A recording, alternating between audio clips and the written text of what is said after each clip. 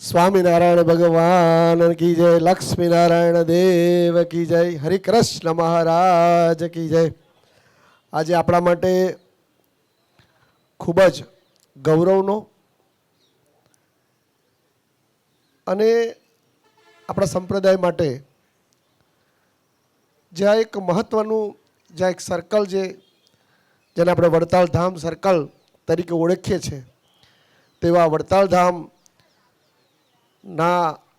સર્કલના ઉદ્ઘાટન સમારોહમાં આપણી વચ્ચે ઉપસ્થિત આપણા ધર્મ ધુરંધર પરમ પૂજ્ય આચાર્ય મહારાજ શ્રી, મારી સાથે જેઓ વિશેષ સંતો અને સૌ પદાધિકારીઓ ઉપસ્થિત છે, ત્યારે પરમ પૂજ્ય મોહન પ્રકાશ સ્વામીજી, પૂજ્ય સંત વલ્લભ સ્વામીજી, પૂજ્ય દેવપ્રકાશ સ્વામી, પૂજ્ય નૌતમ સ્વામી, પૂજ્ય ગોવિંદ પ્રસાદ સ્વામી, પૂજ્ય સુખદેવદાસજી, પૂજ્ય સંત વલ્લભદાસજી, પૂજ્ય વિવેક સાગર સ્વામીજી, તેમજ સૌ સંતો અને વિશેષ ઉપસ્થિત અમારા સાથી મંત્રી શ્રી કમલેશભાઈ, સાંસદ શ્રી મિતેશભાઈ, અમારા જિલ્લા ભારતીય જનતા પાર્ટીના પ્રમુખ આદરણીય સંજયભાઈ, અમારા સાથી ધારાસભ્ય યોગેશભાઈ, જિલ્લા પંચાયતના પ્રમુખ હસમુખભાઈ, તેજસભાઈ, વિપુલભાઈ, પ્રદીપભાઈ, ગામના સરપંચ પ્રતિનિધિ મહેશભાઈ, સૌ દાતાશ્રીઓ, સૌ સત્સંગીશ્રીઓ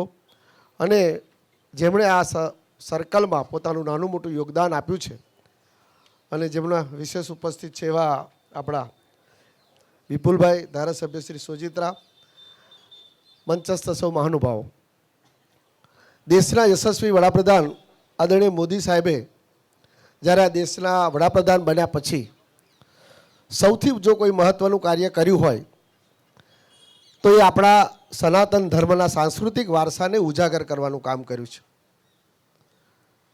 અને એમણે એક સરસ સ્લોગન પણ આપ્યું છે કે વિકાસ ભી વિરાસત ભી. વિકાસ તો થવો જોઈએ, પણ એની સાથે સાથે આપણી વિરાસત પણ જળવાવી જોઈએ, કારણ કે એના પર આખું આ માનવ જીવનનું જે આધાર છે એ આધાર આપણો ધર્મ છે.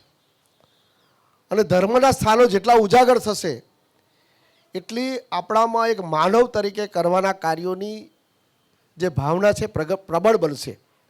અને એના કારણે જ્યારે માનવ તરીકે ભાવના પ્રબળ બનશે ત્યારે દેશનું ગૌરવ પણ સાચવશે અને ધર્મનું હિત પણ રાખશે.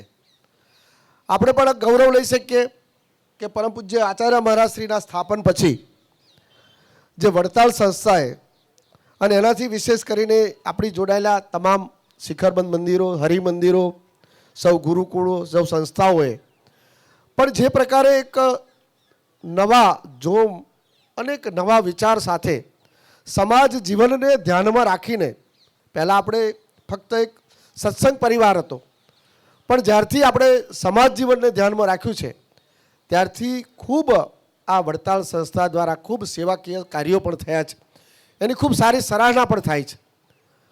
અને એના થકી જન સમાજમાં જે આપણા સૌનો આદર પણ વધ્યો છે. ત્યારે આજે વિશેષ ગૌરવ એટલા માટે છે કે અહીંયાથી જ્યારે પસાર થશે ત્યારે અહીંયા ધર્મજ ચોકડી, એ તો બ્રિજ બન્યો એટલે ચોકડીમાંથી મુક્તિ મળી, પેટલાદ સર્કલ, પછી બાંધણી સર્કલ, અને બાંધણી ચોકડી તો બહુ પ્રખ્યાત હતી પહેલેથી.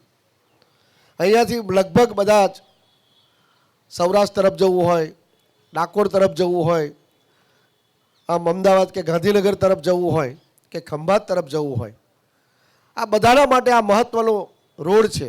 અને આ રોડની વચ્ચે જ્યારે આટલું સરસ જે સ્વામિનારાયણ મંદિરની બિલકુલ પ્રતિકૃતિ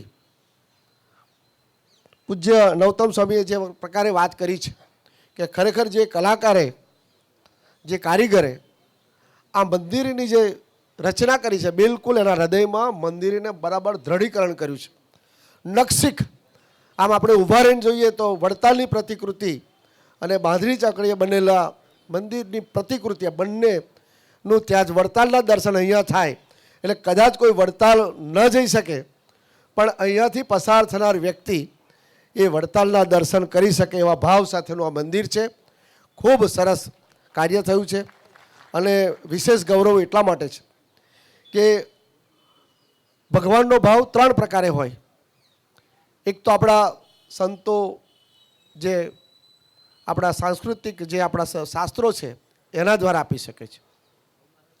બીજો વિશેષ એ પણ હોઈ શકે કે જે સેવા કાર્યો હોય અને એ સેવા કાર્યો થકી એનું અંદર આપણો લગાવ થાય.